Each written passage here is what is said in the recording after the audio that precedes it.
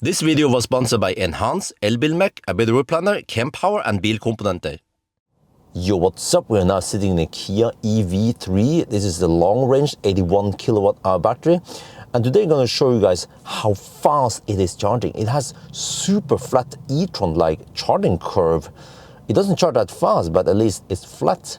So alright, I include also the e-Niro EV. This is the old e-Niro, the charging curve. There's a newer, faster charging on the other e-Niros, and also Kona is even faster, but we include the old one. I also include Volvo EX30, which is a competitor in price and size, right? But you see that the EX30 charges a lot faster, 150, whereas the EV3 hits only 118.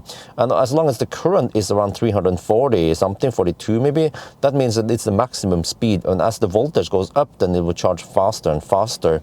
But I was never able to achieve 128 like Kia claims, or even 135 like the EV database claims. And EV database usually gets the info from the manufacturer anyway. But you can see that EV3 compared to the e-Niro is charging a lot faster. But EX30 actually has a great lead, even though it's a smaller battery. So C rate on the EX30 is a lot higher than the EV3. But charges a lot faster. EX30 is in the lead, actually quite big in the lead, almost 10% lead now, versus the EV3, and then way ahead the e-Niro EV. But you know, for a long time I thought that the 64 kilowatt hour e-Niro and Kona, they are charging quite slow for that battery size. But okay, anyway, back to the EV3, still nice and flat curve, and you see again that the current is hovering around 340, and then voltage goes up, and then the battery power goes up, but then eventually we'll hit some limit where it starts throttling. I think it was around 50%. And but by the way, yeah, there. And the battery power is what we need to look at, because if you look at the charger screen, actually the EX30 charging screen here is slightly incorrect, because if there's cooling or heating going on, that is included in the power that you pull from the charger, but what goes into the battery is of course less than that, maybe 1, 2, 3 kilowatt less. So maybe that's why EV3 has been claimed to have 128 kilowatt, but then there's a 3 kilowatt cooling going on, for example. But still, okay, there was a slight throttle, but still get this nice flat curve, and just see how much faster the EV3 is charging versus e-Niro, right? In percentage, it's just way faster now.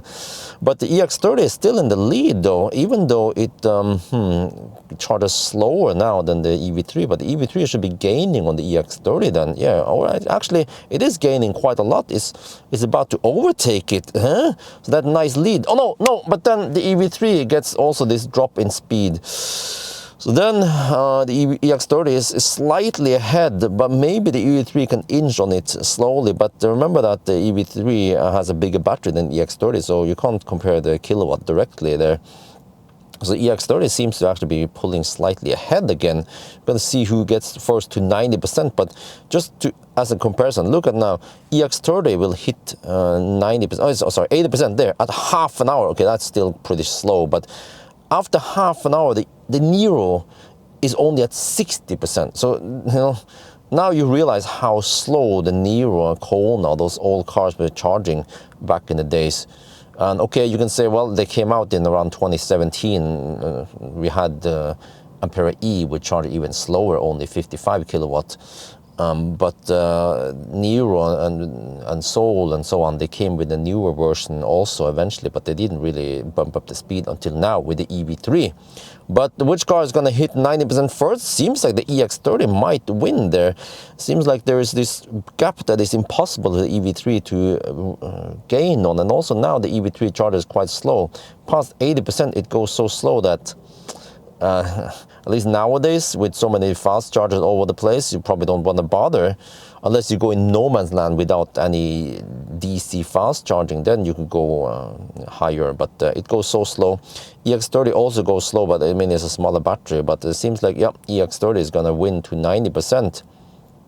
Right around there, but wow, how many minutes now? 42, what? Holy crap, man. These cars are not charging very fast there. 43 minutes to hit 90%, EX30. The slow clap to EX30.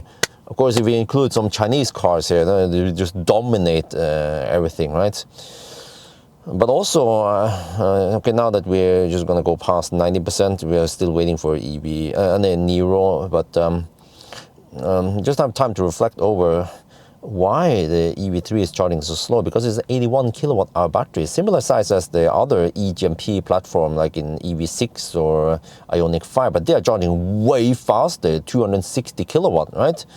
Why is this battery charging so much slower? Okay, you can say, well, it's 400 volt. No, they probably use a cheaper battery supplier that cannot take the same C rate, and that's why it's charging slower. So, yeah, but at least it's flat. Okay, but wow, is the EX30 gonna win also to 100%? Yeah, but okay, maybe I'll skip this eventually. It's a bit boring. It's like watching paint dry. But you see that this is how slow the Niro or the Konas were charging back then, because the other cars, they can reach 100%. Wait, we've been charging for almost an hour.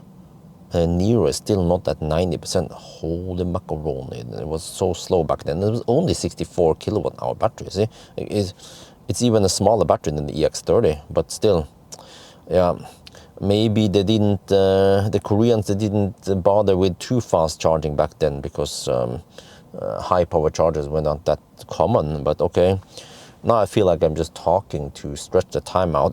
But I also want to show you guys okay, one thing is to look at the charging screen, but also, I mean to look at the charging curve, but you can also see what's going on here with the charging screen, with the battery temperatures and so on going up and down, and yeah. But there-ish, yeah, you see, so over 1 hour it takes for the Niro to hit 90%. There, slow clap for Niro. And then EX30 actually goes to 100% before EV3. Yeah, the EV3 also here, by the way, if you want to fast charge 100% with EV3, it goes so slow towards the end that you shouldn't even bother. Like, I remember when I did this charging test, I passed out. I was so tired, so I slept while the car was charging. And then I woke up, I was like, okay, 97%. All right, let's sleep 5 more minutes. And I woke up 10 more minutes, like, huh? It's still not done. Okay, whatever. Yeah, so it goes really slow towards the end. So it's kind of weird, because there's a top buffer. You see, the state of charge BMS on the EV3 is at 95%.